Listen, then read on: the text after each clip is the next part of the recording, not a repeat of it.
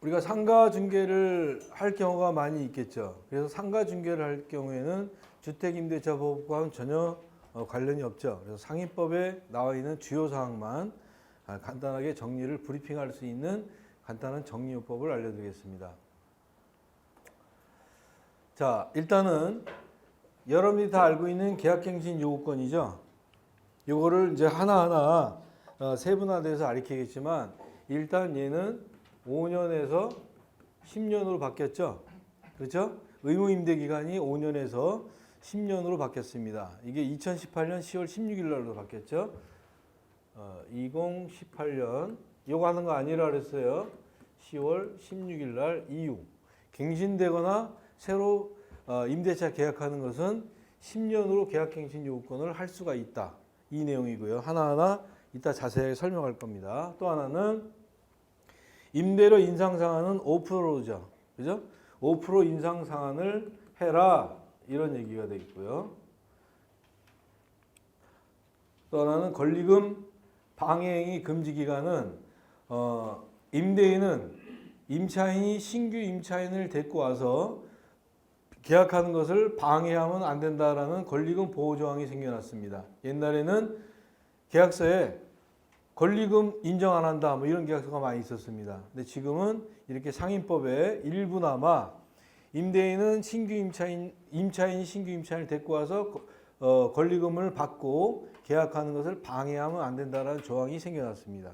그래서 그것은 6개월에서 만기 전까지 요 기간을 딱 법적으로 정해놨습니다. 또 하나는 상임법으로 보호받는 임대보증금. 자, 상임법에서 보호받는 임대보증금은 환산보증금이죠. 상임법은 환산입니다. 무조건. 환산이라는 것은 보증금하고 월세하고 환산하는 거예요. 그게 얼마 이하? 9억 이하죠. 그죠? 예, 9억 이하 같은 경우에는 상임법으로 보호를 받지만 9억 이상이 되면은 상임법으로 보호를 받지 못합니다. 그래서 그 내용까지도 제가 정리를 싹 해드릴 겁니다.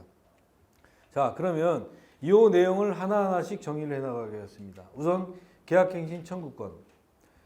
자, 요거를 쭉 읽어보시면 다 읽을 시간이 없기 때문에 1, 2, 3, 4, 5번을 하나하나씩 제가 따로 만들어 놨습니다. 자, 계약갱신 청구의 1번을 보겠습니다. 임대인은 임차인이 임대차 기간이 만료되기 전 6개월에서 1개월. 주택임대차보호법은 어떻게 되어 있죠? 6개월에서 2개월이죠. 상임법은 6개월에서 1개월입니다. 요구할 경우 정당한 사유 없이 거절하지 못한다. 라는 얘기는 정당한 사유가 있으면 거절할 수 있다는 얘기죠. 그래서 거절할 수 있는, 그러하지 아니하다. 이런 경우에는 거절할 수가 있다는 얘기죠. 그럼 이런 경우에 속했다는 얘기는 뭐예요? 임차인의 귀책사항이게 되겠죠. 가장 상임법에서 많이 걸리는 귀책사항은 3기 연체입니다. 임대료 3기 연체. 11번째 강의에서 임대료 3기 연체에 대해서 어떤 중개사는 이렇다, 어떤 중개사는 이렇다, 왈가불가하는데 그걸 완전하게 정리를 해드리겠습니다. 3개월 연체는 이런 것이다. 계산법까지. 자, 어찌됐든 간에 가장 많이 걸리는 거는 3기 연체에 많이 걸리는 거예요. 그리고 임차인이 부정한 행위를 했다든가 아니면 임대인의 동의 없이 전대를 했다든가 과실로 인해서 건물이 훼손됐다든가 이러한 임차인의 귀책 사유가 있으면 그러하지 아니하다 이런 뜻이에요. 방해할 수 없다는 얘기하니까 이때는 무조건 계약갱신을 요구권을 들어줘야만 된다 이런 말이에요. 1번 내용이 그렇습니다. 내용이고요. 계약갱신 요구권은 최초의 임대차 기간을 포함해서 10년을 초과하지 아니한다 이렇게 나왔죠. 요거는 2018년 10월 16일 이후에 10년으로 바뀐 겁니다. 그 전에는 의무 임대 기간이 5년이었어요. 5년. 근데 2018년 10월 16일 날 10년으로 바뀐 겁니다. 의무 기간이. 여기서 이제 문제성이 발생되는 거예요. 내 임차인은 그러면 10년을 주장할 수 있는 것인가? 5년을 주장할 수 있는 거야. 이때 계약을 했다면은 무조건 10년이죠. 18년 16일 이후에 계약했다면. 근데 만약에 계약이 이렇게 걸쳐 있어. 그럼 이 임차인은 5년을 주장할 수 있을까? 10년을 주장할 수 있을까? 이 내용을 다시 자세하게 설명을 해드리겠습니다. 예시를 보겠어요. 자, 17년 5월에 3년 계약을 했어요. 그럼 몇 년이에요? 20년 5월이면 만기가 되죠. 그죠? 20년 5월이면 만기가 되고, 얘는 그러면 몇 년간의 계약갱신 청구권을 요구할 수 있느냐? 이렇게 보니까 2018년 10월 16일 날 10년 계약갱신 청구권으로 개정이 됐다 그랬었죠. 근데 이 양반은 지금 17년 5월에 계약을 했어요. 그렇죠? 그러면 이전에는 의무 임대 기간이 몇 년이야? 10년이야, 5년이야? 이전에는 5년 아니에요. 그죠? 이때 계약 당시는 의무 임대 기간이 5년이었었잖아. 이때 이후로 10년이 바뀐 거니까. 그러면 이 양반은 지금 3년을 했으니까 20년 5월에 일단은 계약이 만기가 되죠. 그러면 이때에서부터 이때까지가 지금 5년 기한이 됐어요, 안 됐어요? 5년 만기 임대 기간이 안 돼, 의무 임대 기간이 안 지났잖아. 이때 기준점에 전에 계약을 했다 하더라도 이 사람은 5년 의무를 안고 있는데 5년이 아직 안 지났잖아. 20년이면. 그러면 이때 갱신을 하든 이때 갱신을 하든 상관없이 아까 뭐라 그랬어요? 2018년 10월 16일 이후에 갱신되는 계약 또는 신규 계약되는 계약 이거는 다 10년 계약이다 이 말이야. 그렇기 때문에 얘가 5년이 아직 안 지났잖아. 3년밖에 안 됐잖아. 이 기간이. 그래서 이때 갱신 계약을 하면 이 사람은 2017년 5월부터 2027년 5월까지 10년간을 보장한다는 얘기야. 이때부터 10년이 아니라 최초에 계약한 것부터 10년. 이해되시겠어요? 요거 이해가 됐죠? 자, 그럼 다음 걸 봅시다. 세로미가 나왔으니까 이제 메가시가 나왔습니다. 2014년 5월에 2년 계약을 체결하고 2년 단위로 쭉쭉쭉 했어요.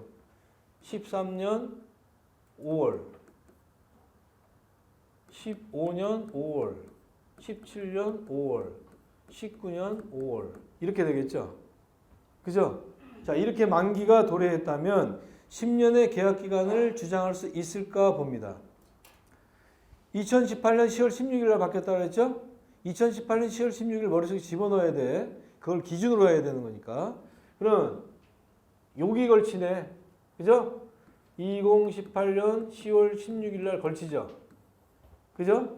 그러면 2년 그 다음에 여기서 2년이에요. 이때 계약을 체결했기 때문에 이 사람의 이 임대인의 계약 의무 임대 기간은 몇 년짜리야? 5년짜리죠. 그럼 5년째 되는 계산을 해보니까 2018년 5월이죠. 근데 2018년 5월 달에 갱신을 한 거 아니란 말이야. 넘어갔잖아. 이미 2018년, 2018년 5월 때는 왜 자꾸 18년이 나오냐. 자, 이렇게 나온다면 무조건 얘는 이때 기간에 이미 5년을 만기를 채웠잖아. 주인 입장에서 보면은 이때 의무 임대 기간 5년이 끝난 거죠. 그리고 요 이후에 계약을 했잖아. 갱신을 한다는 얘기 아니야. 그죠? 이 사람은 10년을 주장할 수가 있어, 없어? 없다는 얘기야. 무기적 갱신으로 갈 수 있어. 그냥 그러나 계약갱신 요구권은 10년이 아니라는 얘기예요. 이미 5년 의무 임대 기간이 2018년 5월에 끝났다는 얘기야. 여기까지 이해되시겠습니까? 자, 그럼 다음 장에서 확실하게 짚어드리겠습니다. 그러면 내 임차인이 5년이나 10년이라 갖다 헷갈린 경우는 얘를 무조건 기준으로 하면 돼요.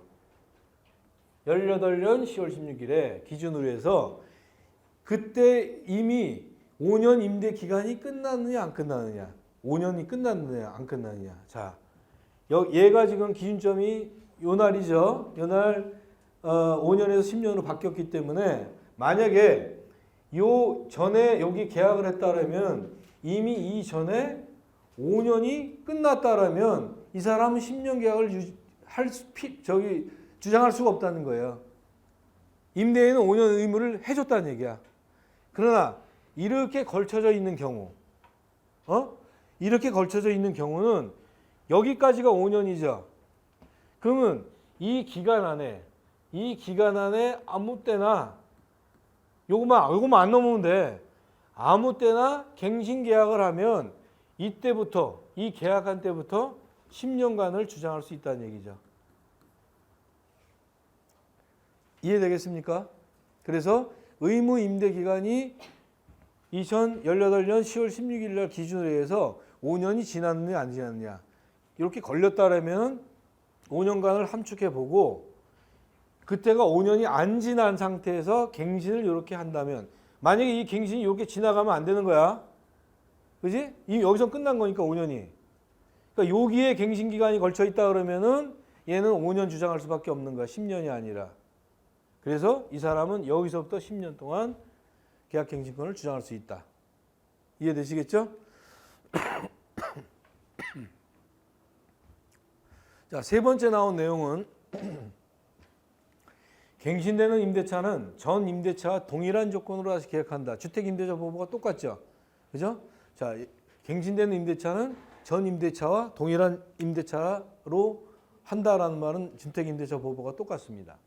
네 번째, 자 1항 2에 임차인이 계약 공실이 통지 또는 조건 변경에 통지를 하지 않은 경우 요 의미는 뭡니까? 요 의미는 묵시적이죠. 묵시적의 의미죠. 통지를 안 하고 그냥 자동스럽게 만료돼 갖고 넘어간 것은 동일한 조건으로 다시 임대차 계약을 한 것으로 본다 해놓고요. 여기는 존속기간이 1년입니다. 주임법에 몇 년? 묵시적 갱신된 경우는 동일한 조건으로 보고 기간은 몇 년으로 본다? 2년으로 본다. 상임법에서는 동일한 조건으로 본다. 기간은 얼마로 본다? 1년으로 본다. 자, 제4항의 경우에 임차인은 언제든지 제가 이렇게 강조하는 것은 이따가 비교 설명하게 해야 되기 때문에 꼭 머릿속에 아까도 내가 뭐 해놨는데 자 임차인은 언제든지 3개월 주임법이 어떻게 있습니까? 주임법하고 똑같습니까? 주임법하고 똑같잖아. 주임법도 묵시적 갱신이 됐을 경우에 임차인은 얘는 누구야? 해지권 누가 갖고 있어? 임차인이 가지고 있어. 언제든지. 그리고 3개월이 지나면 계약 해지의 효력이 발생된다. 주택임대차법과 똑같죠, 여기는. 자, 요것과 이따가 나올 내용과 비교를 한번 해보겠습니다. 요거 머릿속에 집어넣었죠? 그 다음에 계약갱신 청구권 이제 얘기가 끝났고, 그 다음에 임대료 인상 상한에 대해서 보겠습니다. 임대료 인상 상한을 할 때 예를 들어서 아까 몇 프로 상한한다 그랬었어요? 5% 한다 그랬었죠? 그럼 얘를 1,000만 원에 100만 원의 임대료를 하고 있다면 보통은 그냥 이거에 대해서 그래 105만 원만 하자 이렇게 하겠죠? 그죠? 그러나 원칙적으로는 얘도 5%, 얘도 5% 올려줘야 되는 거야. 차이점이 뭐가 되느냐 한번 보겠어요. 그러면 야, 너 다음부터는 5% 올려야 되니까 여기 5%너 1,050만 원이야. 1,050만 원에 105만 원이야. 50만 원 갖고 와. 이러면 좀 모양 꼴이 우습죠. 그죠? 자, 그래서 얘를 환산을 해버립니다. 환산할 때는 보증금으로 바꿔줘야 되니까 얘를 곱하기 100을 해주면 되겠죠. 그죠? 100만 원에 100배 하면 얼마야? 1억이네. 그죠? 그럼 얘는 환산을 해보니까 1억 1,000만 원이야. 그렇죠? 1억 1,000만 원에 5%를 갖다 인상하면 얼마야? 550만 원이죠. 1,100만 원이 10%니까 550만 원이죠. 그럼 얘가 5% 인상을 하면은 1억 1,550만 원이 되겠죠. 그래 안 그래? 자, 그러면 1억 1,550만 원이니까 다시 빼버려. 그러면 여기를 1,000만 원을 하고 그러면 1억 550이 남죠. 그죠? 그러면 이렇게 되겠네요. 그죠? 그럼 얘도 아까 100을 곱했으니까 100으로 공을 2개 빼주면 되겠죠. 그럼 얼마 나온 거야? 1,000만 원에 105만 5천이 나오죠. 에이씨, 5천 원 상향된 거네. 그쵸? 여기만 이 월세만 계산했을 때는 105만인데 요거 계산하니까 105만 5천 원, 5천 원 계산한 걸 뭘 그렇게 이것까지 계산하나. 물론 조그만 상가 갖고 있으면 요것만 올려주면 돼요. 근데 상대방이 법인이라든가 또는 이러한 상가를 한 10개 갖고 있다라면 상황이 틀려지죠. 얘가 요 비록 5천만 원, 5천 원이라 해도 얘가 모이면 10개면 5만 원이야. 5만 원, 1,000만 원 값어치가 있는 거야. 어? 자, 그러면 그걸 한번 따져보도록 하겠습니다. 두 번째. 그럼 1억에 한 500만 원짜리 월세가 있다, 상가가. 그럼 얘도 환산으로 하면 얼마야? 6억이죠. 6억 나와요? 500이 5억이니까 환산으로 하면 이것도 이해 못한 사람 없죠? 있으면 얘기해. 이해해? 이해하는 것 같아. 자, 그럼 6억이야. 그 6억을 5% 하면 얼마야? 6억 3천이 되겠죠. 6억 3천이면은 1억을 빼면은 월세가 5억 3천이 되는 거죠. 5억 3천에서 00을 빼버리면 530만 원이 되네.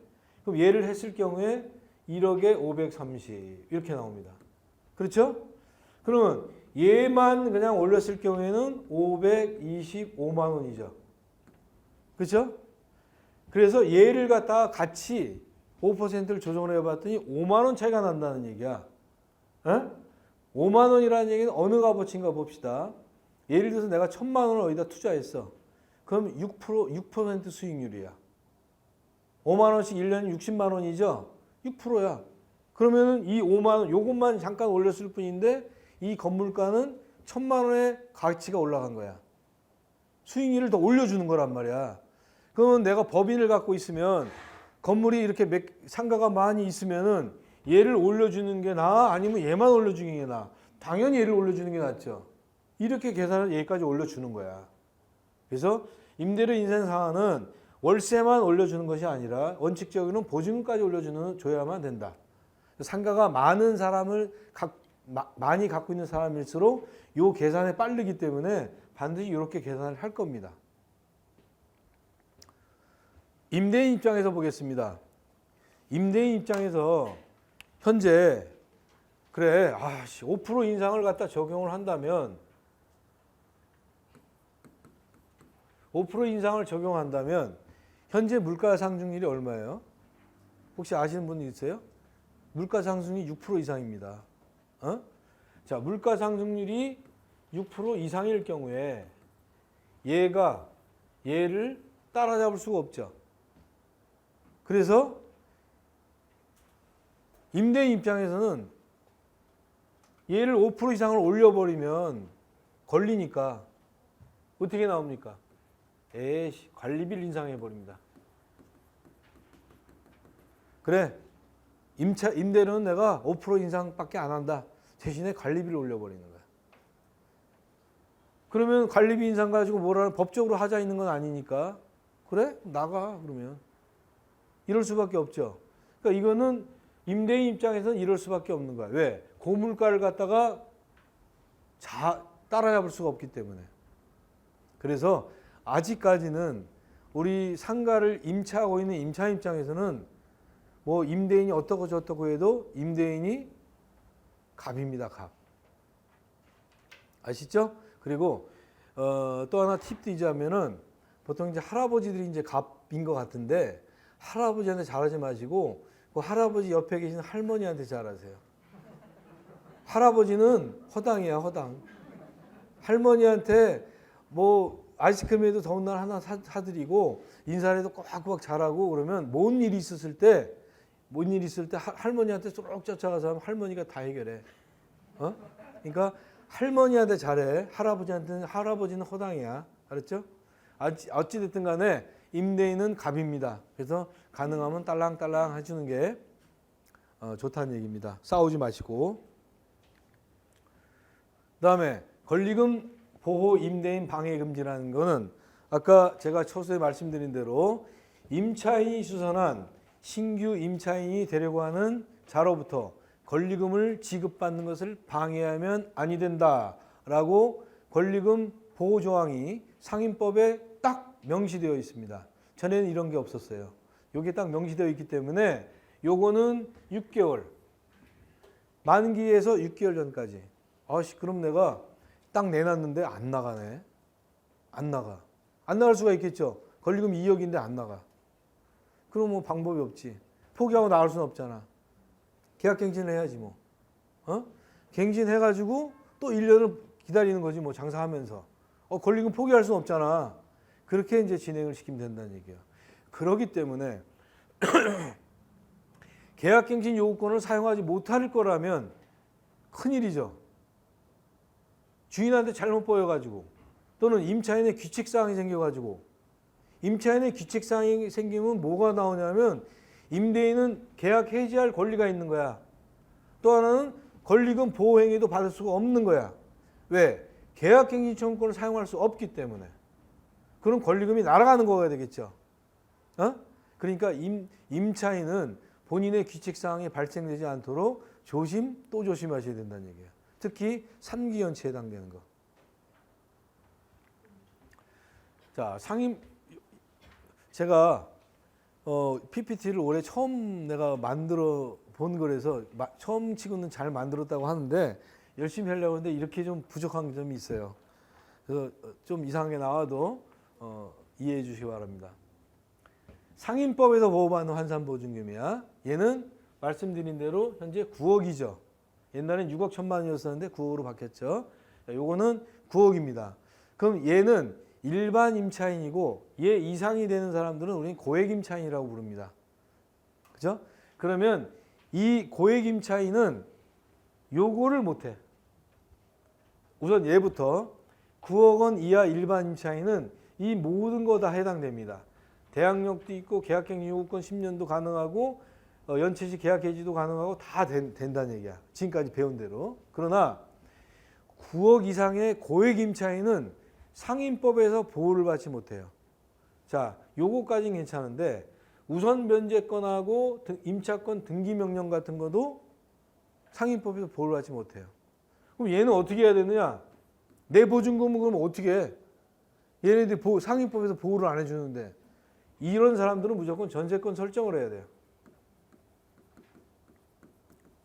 이게 답입니다. 이런 사람들은 9억 이상 환산보증금으로 환산보증 9억은 얼마야? 만약에 6억에 300만 원 월세다. 이게 9억 아니야. 그죠? 자, 이런 게 환산을 해가지고 이상이 되면은 상임법에서 보호 대상이 아니고 민법에서는 보호 대상입니다. 요거는 받을 수가 없기 때문에 전세권 설정이 답이라는 얘기고, 그 다음에 묵시적 갱신 같은 경우에 9억 이사 같은 경우는 또 아까 배웠었죠? 똑같은 동일한 조건으로 하고 기간은 1년 연장된 거로 본다. 그죠? 얘는 그거 없어. 그러면 민법을 적용하라는 얘기죠? 그래서 다음 장에 민법에 적용하는 게 나와. 그리고 상한이 제한이 없어. 5%가 아니라 100% 올려도 돼요. 니네들은 돈 있는 사람들. 보통 상한 요거 환상료는 9억 정도라면요. 상위 0.1%야. 그러니까 이런 사람 니네들 돈 있으니까 니네들 아사라는 얘기야.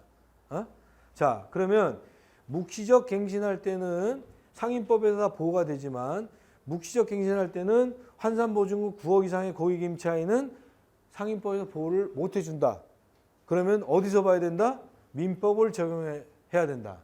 그럼 민법에는 어떻게 나와 있을까? 민법상의 문시적 갱신을 한번 보겠습니다. 639조에 이렇게 나와 있는데 전 임대차와 동일한 조건으로 다시 임대차한 것으로 본다. 좀 다른 점이 나와 있죠? 어떤 다른 점이 나와 있어?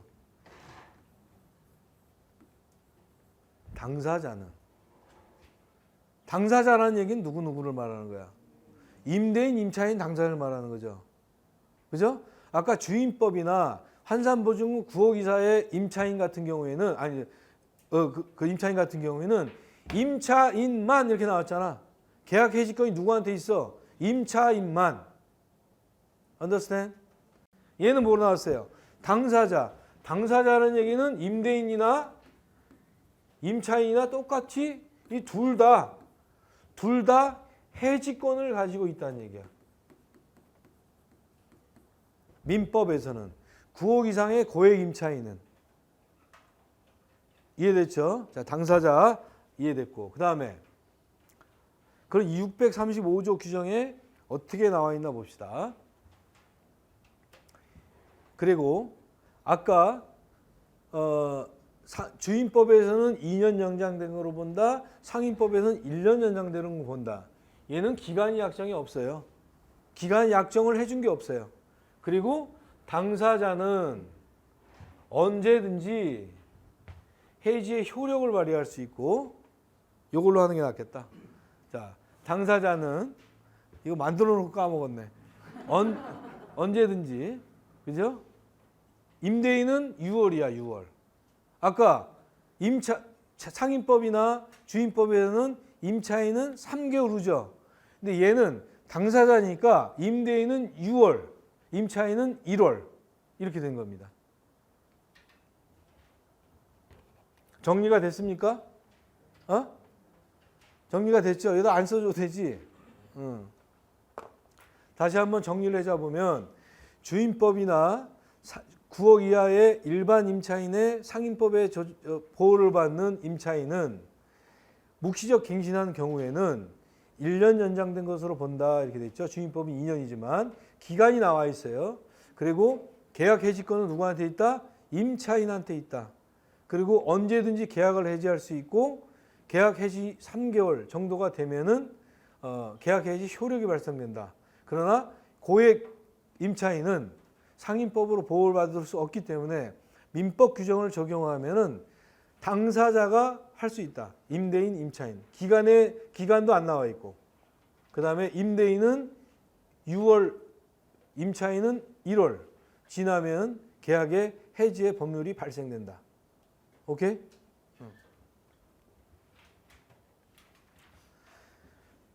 상임법의 보호 대상은 누가 보호 대상입니까? 나 세금도 안 내는데 상임법 보호 대상에 받을 수 있어? 사업자 등록증을 낸 사람. 사업자 등록증을 내고 그래고 세금을 내야 상임법에서 보호를 해주는 것이 사업자 등록을 마치지 않은 사람들, 즉 다시 말해서 법인이 아닌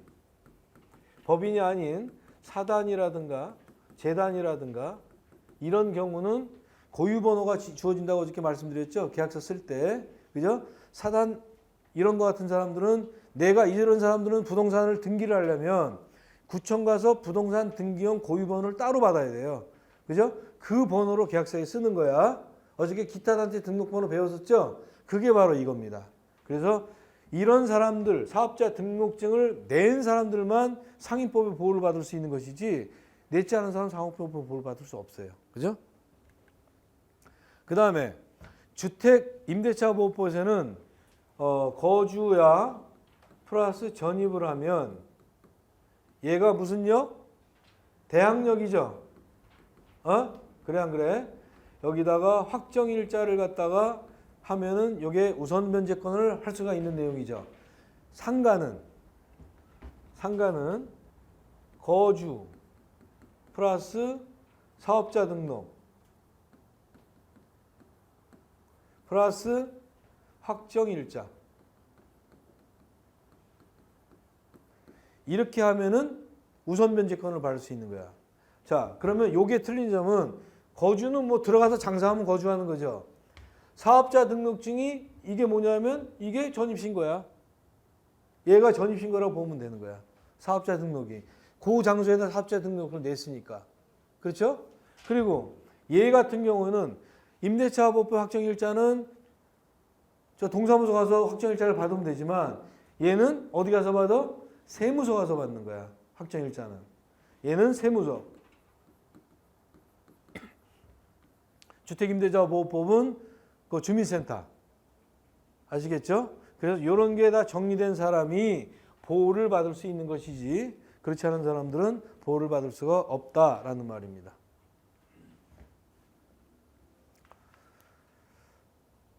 내가 가게를 하고 있는데 가게가 엄청나게 안 나가네. 장사도 안 되고. 장사가 엄청 안 돼가고 가게를 내놨는데 가게를 보러 온 사람도 없고 이거는 뭐 공짜로 준다 해도 안 나가. 그런 가게들이 많이 있어요. 그래서 이제 이 사람이 세롬이가 머리를 씁니다. 지인을 불러서 친구야 일로 와봐. 왜? 너 100만 원만 줄 테니까 너 계약서를 좀 작성해라. 어? 그 주인하고 가서. 자, 그래서 계약서를 작성을 합니다. 계약서 작성해가지고 계속 이 세롬이는 나 계약 빨리 나갈 테니까 보증금 돌려달라 못 돌려달라 계속 쫙겠죠. 그래서 계약이 됐어. 계약이 됐는데 어떻게 계약을 했냐면 1,000만 원 계약금을 걸어야 되는데 아이고 100만 원밖에 없네. 그리고 일단 가계약 쓴 게 아니라 계약서를 썼어. 오늘 100만 원 주고 내일 900만 원 주고 계약한다. 이렇게 썼단 말이야. 그러고 계약서를 썼어. 이 친구가. 그리고 이 주인은 100만 원을 세롬이한테 보낸 거야. 계약이 됐다고. 그러니까 지랄하지 말고 빨리 가서 해라. 뭐 지랄하니까 세롬이가 그 100만 원을 줬단 말이야. 송금을 했어. 아무 소리도 안 하고 계약이 됐으니까 줬단 말이야. 그러면 세롬이는 성공했다라고 생각을 하고 이제 있는 거야. 근데 다음 날 세롬이 친구가 와가지고 계약을 파기하는 거야. 나 못하겠다고. 그럼 이미 계약금은 넘어갔죠. 그럼 임대인 주장은 어떻게 되겠어? 계약이 파기되었으니까 기존 계약을 다시 유지하자. 기존 계약이 만기가 된 다음에 보증금 주겠다. 이렇게 나오겠죠. 임차인은 뭔 소리요? 계약이 신규 계약이 됐으니까 기존 계약은 파기 사유가 된다. 그리고 나는 이미 계약금을 받아서 당신한테 100만 원 받아서 나 다른 가게에 계약했다. 이렇게 뒤죽박죽 싸우는 거야. 이런 경우가 있었기 때문에 판례가 나왔겠죠. 그죠? 이렇게 복잡한 경우가 있을 수가 있기 때문에 만일 이러한 경우로 누군가가 계약을 했을 경우에 내가 상대방이 계약서를 쓰고 계약을 했을 경우에 이렇게 특약사항을 집어넣습니다. 자, 임대인 누구누구 오늘 계약을 해서 계약금조로 이렇게 일말을 보냅니다. 만일 이 계약이 해제 사항이 발생 시에 기존 계약은 존속됩니다. 이런 내용을 보내주면 되겠죠. 문자로. 그러면 세롬이가 머리 쓴 게 다 물거품이 되는 거죠. 100만 원만 날리는 거네. 결론은. 그렇죠? 이런 식으로 써놓으면 된다는 얘기예요. 그래서 주인이 임차인에게 보내줄 때 이런 계약서 문자를 이렇게 보내주세요라고 공인중개사가 조언을 한다면은 그 상가는 평생 내 거가 되는 거지. 다른 사람한테 안 내놓는 거지. 그죠?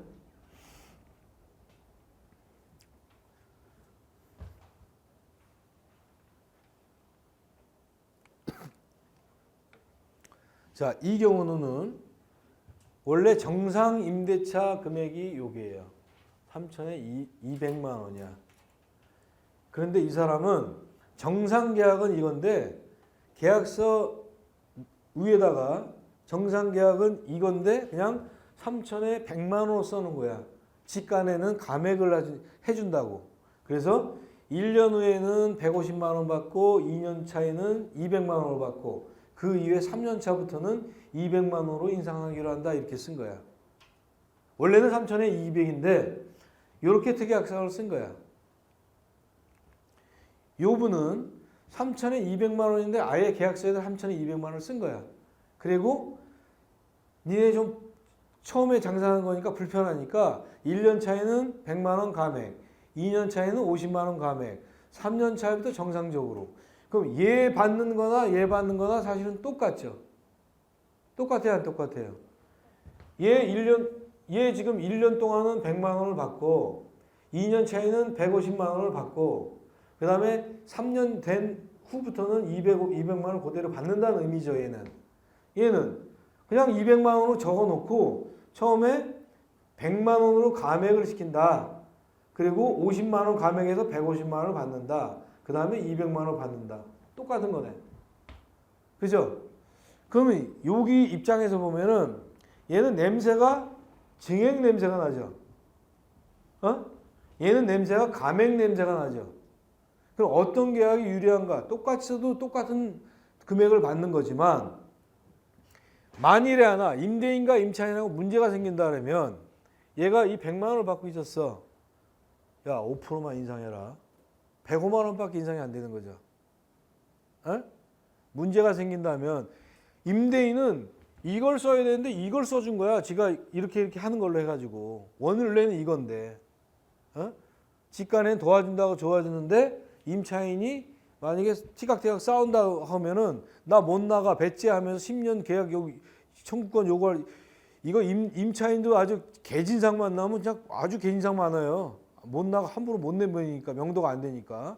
그래서 요런 것도 요렇게 요런 계약을 써주는 것이 똑같은 거지만 낫다는 얘기예요. 감액 냄새를 풍기니까. 얘는 증액 냄새를 풍기고. 오케이?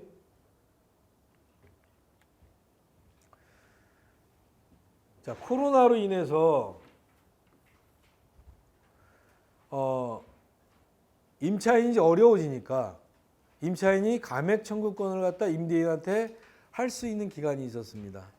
그러면 이분을 상생 임대인이라 그래가지고요. 주택에도 이제 뭐 상생 임대인이 있지만 착한 임대인이라 가지고 얘를 뭐 5% 인상을 했다든가 아니면은 얘를 감액을 해줬습니다. 감액 청구권을 사용해서 임대인이 너무 힘들다 하니까 그러면 감액을 이렇게 해줬는데 나중에 시간이 지나가지고 인상을 해보려니까 5%밖에 인상이 안 되죠. 그러면은 형평성이 맞지가 않잖아. 감액을 해줬는데 원래 가격은 이만큼인데 감액을 해줬는데 여기서 5%밖에 인정을 안 한다면 지금 이 원래 받던 금액보다도 낮은 금액이 되잖아. 형평성이 안 맞죠. 그래서 감액 청구권을 받아들인 임대인 같은 경우는 5% 인상 없어지는 거야. 네 마음대로 올려 이런 뜻입니다. 정상적으로 올리든 10% 올리든 20% 올리든 네 마음대로 올리라는 말이야. 5% 인상 제한을 봐주겠다 이런 말입니다. 착한 일을 했으니까. 그리고 아까 3기 연체에서 나온 그 말 중에서 까먹은 게 있는데 코로나가 한창 하는 시절에 20년 9월부터 그 다음에 21년 3월 9, 10, 11, 12, 1, 2, 2월 달이네. 자, 6개월간이죠. 6월간은요. 이분이 나한테 임대료를 갖다 연체를 했다 하더라도 연체 기록이 안 들어가요. 3기 연체 기록이 안 들어가. 너무 힘든 시절이기 때문에 이 기간은 혹시 임차인이 이런 경우에 임대료를 안 낸 경우도 있었습니다. 그러면 이때는 3기 연체에 해당이 안 됩니다. 그냥 봐주는 거야. 3기 연체에 해당이 안 된다는 것뿐이지 얘를 갖다 돈을 내라는 얘기 안 내라는 게 돈은 내라는 얘기야. 돈은 내는데 연체만 안 해주겠다는 얘기야. 아시겠죠? 그 내용이 또 정리가 됐네요.